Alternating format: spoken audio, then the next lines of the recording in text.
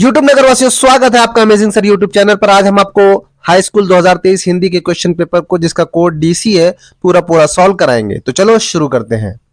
पहला प्रश्न है, शुक्ल युग का नामकरण किस विद्वान के नाम पर किया गया है? तो बच्चा बच्चा जानता है, आचार्य रामचंद्र शुक्ल। ऑप्शन बी सही है। दूसरा प्रश्न है, सेवा सदन उपन्यास के लेखक कौन है? तो ऑप्शन सी प्रेमचंद सही रहेगा। अगला प्रश्न है, शुक्ल युग के नाटककार निम्नलिखित में से कौन नहीं है? ऑप्शन डी भारतेंदु हरिश्चंद्र, क्योंकि वो भारतेंदु युग से है। अगला प्रश्न है, प्रसिद्ध आत्मकथा क्या भूलूं क्या याद करूं के लेखक हैं? ऑप्शन ए हरिवंश राय बच्चन जी सही है।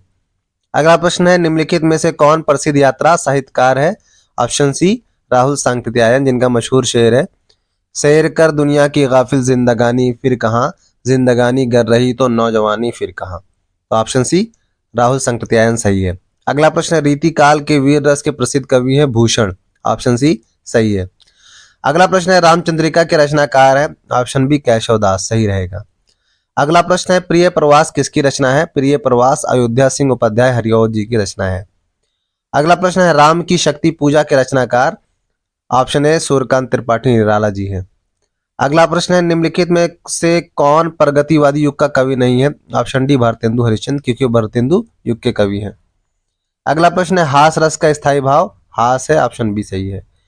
अगला प्रश्न है, मनहु मानो जनु जानो आदि वाचक शब्द किस अलंकार के प्रायः प्रयुक्त होते हैं? ठीक है, ये सब उत्प्रेक्षा अलंकार में प्रयुक्त होते हैं। अगला प्रश्न है, लिखकर लोहित लेख डूब गया दिनमणि आहा, व्योम सिंधु सखी देख तारक बुदबुद दे रहा।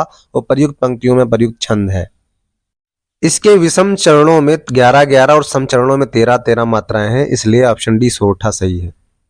अगला प्रश्न है, उपसर्ग से बना शब्द नहीं है? तो ऑप्शन बी ऊपर सही रहेगा। अगला प्रश्न है, युष्मद शब्द का सप्तमी विभक्ति एक वचन का रूप है? ऑप्शन सी त्वई सही रहेगा। अगला प्रश्न है, त्रिवेणी में कौन सा समास है? तीन नदियों का समाहार, यानी कि द्विगु। इसमें ऑप्शन सी सही रहेगा। अगला प्रश्न है, निम्नलिखित में से गंगा का पर्यायवाची नहीं है? कालिंदी, क्योंकि वो जमुना का पर्यायवाची है। ऑप्शन बी सही है। अगला प्रश्न है, वाक्य में उद्देश्य के विषय में जो बात की जाती है वो कहलाती है विधेय। ऑप्शन बी सही है।